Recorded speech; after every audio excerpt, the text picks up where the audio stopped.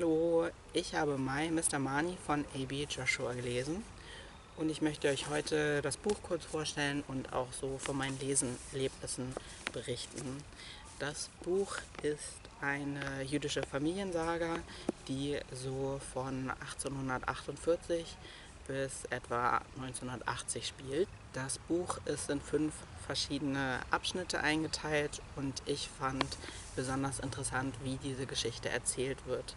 Denn es wird in 5 Gesprächen erzählt und diese Gespräche führen jetzt nicht unbedingt Personen aus der Familie Marnie, sondern eine Person, die bei halt wichtigen Elementen oder wichtigen Situationen oder Begebenheiten der Familie da waren.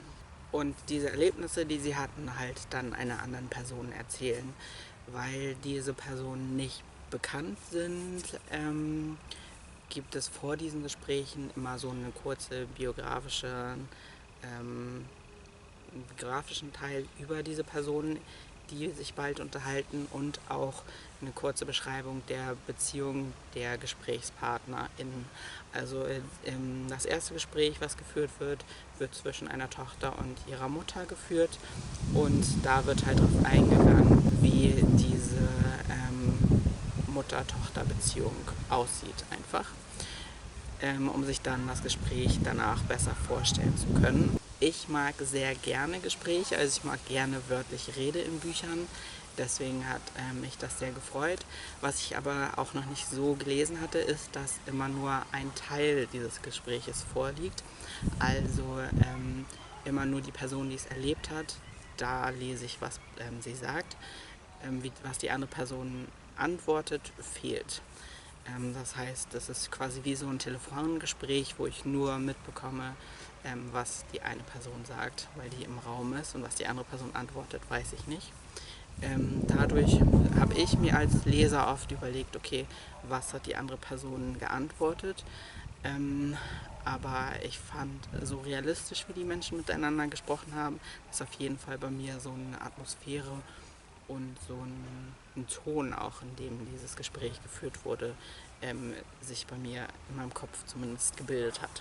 Und nach diesen Gesprächen kommt dann noch ein kurzer Abriss, was mit den beiden GesprächspartnerInnen danach passiert ist. Diese Gespräche sind nicht chronologisch in dem Sinne, dass sie von dem ersten Gespräch, was 1848 geführt wurde, bis zum letzten Gespräch, was 1982 geführt wurde, so erzählt werden, sondern die Reihenfolge ist umgedreht. Also das früheste oder das neueste Gespräch von 1982 ist das erste Gespräch, was ich gelesen habe, und das letzte Gespräch im Buch ist das von 1848.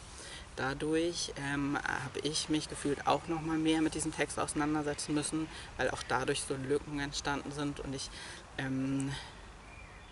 mir noch mal vor Augen führen musste, welche Personen ich jetzt schon aus einer vorherigen Geschichte kenne und welche neu ist. Also zum Beispiel im ersten Gespräch ist der erwachsene Marnie dann das Kind in der zweiten Geschichte.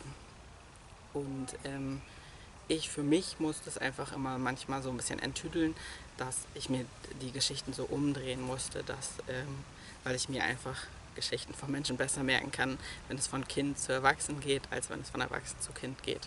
Ich weiß nicht, ob das allen so geht, aber ich habe mich durch diese Erzählweise dazu motiviert gesehen, mich mehr damit auseinanderzusetzen, manchmal eine Pause zu machen, zu überlegen, wer war wer nochmal, und auch so die Motivation, warum sie was machen, nochmal genauer zu überlegen. Dieses Buch spielt an sehr vielen verschiedenen Orten. Also auf dem Buchrücken werden die Orte Griechenland, Polen, das britisch besetzte Palästina, das deutsch besetzte Kreta und Israel von 1980. Also das moderne Israel wird das hier genannt, weil dieses Buch ist auch in den 80ern erschienen. Ich habe auf jeden Fall noch nicht so viel jüdische Literatur gelesen. Das war ein Motivator, dieses Buch zur Hand zu nehmen. Einfach, weil ich mir davon gedacht habe, dass ich so einen Einblick bekomme, wie unterschiedlich Zeiten auch Familien geprägt haben. Und das ist auf jeden Fall Teil davon. Zum anderen fand ich es halt interessant, dass dieses Buch an so vielen Orten spielt und genau dieses Exemplar für mich auch, also ich vermute, dass es auch an vielen Orten war, weil hier im Buch steht, dass es aus den USA, also in den USA gedruckt wurde. In dem Buch, als ich es gefunden habe, lag aber ein Zettel von einer Buchhandlung, die in Israel ist. Und ich selber habe es auch in den USA gefunden. In meinem wahrscheinlich einzigen Reise, die ich in die USA machen konnte, 2016. Genau, da habe ich das geholt und dann mit nach Europa, Deutschland gebracht. Das heißt, dieses Buch ist auf jeden Fall in den USA, Israel, USA und wieder Deutschland gewesen. Und genau, ich habe es 2016 gekauft, aber erst jetzt gelesen. Und ein Grund, warum, neben dem Inhaltlichen, den ich gerade gesagt hatte, warum ich es nicht zurückgegeben hatte, war auch, weil ich mich irgendwie einfach so ein bisschen verantwortlich gefühlt hatte. Dieses Buch ist schon so viel rumgereist und noch niemand hat es gelesen. Und genau, ich wollte das nicht dabei belassen und es in eine weitere Freebox geben, sondern einfach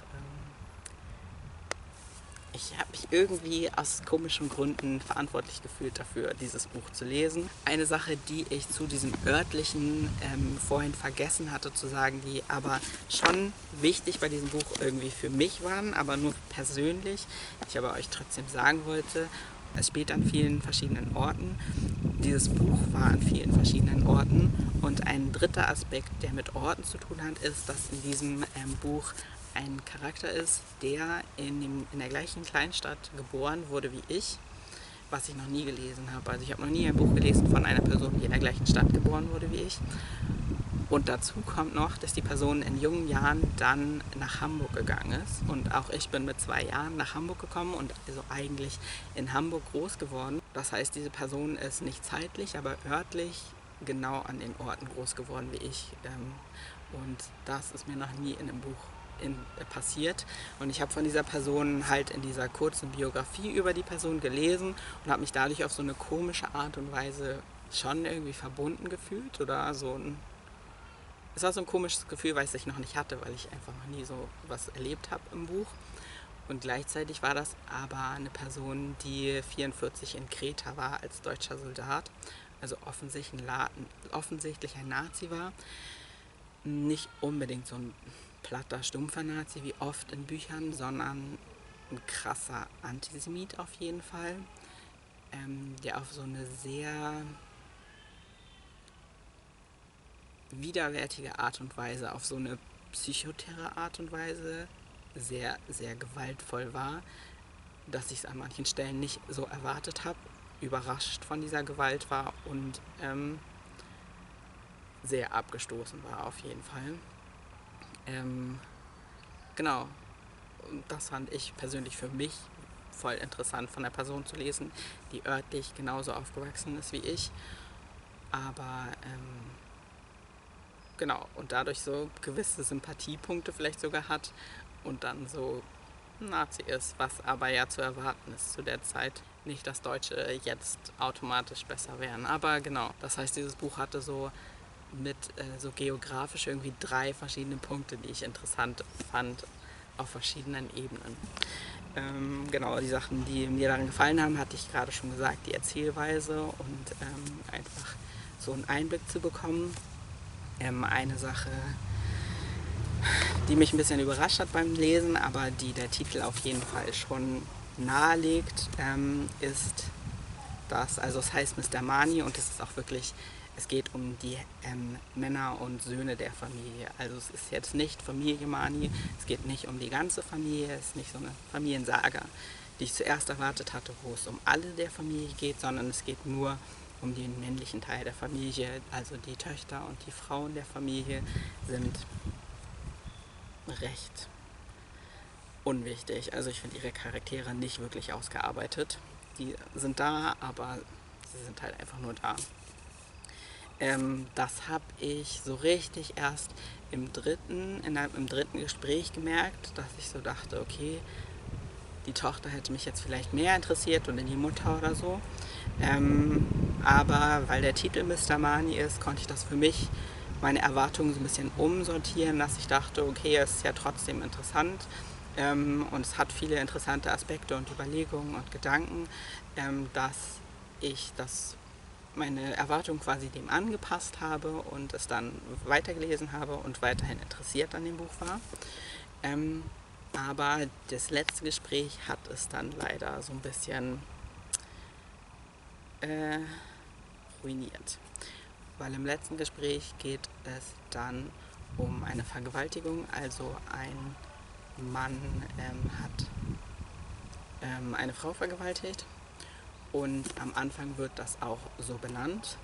Aber die Person, die das erzählt, kommt von dieser Feststellung oder dieser Analyse oder dieser Tatsache, erzählt die Geschichte so, dass es sich ändert. Und nicht nur die Person erzählt es so, sondern ich habe das Gefühl, auch der Autor will mich als Leser so manipulieren, dass ich es dann nicht mehr als diesen Gewaltakt sehe, sondern als etwas anderes.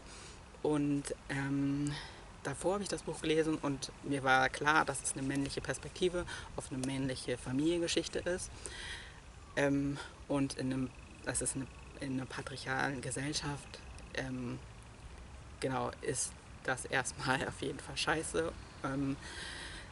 Aber für mich muss eine männliche Geschichte über männliche Charaktere nicht unbedingt eine Abwertung und und so eine Gewalt gegen Frauen innehaben. Ich weiß, dass es in der patriarchalen Gesellschaft halt schon häufig so ist, aber es muss nicht so sein.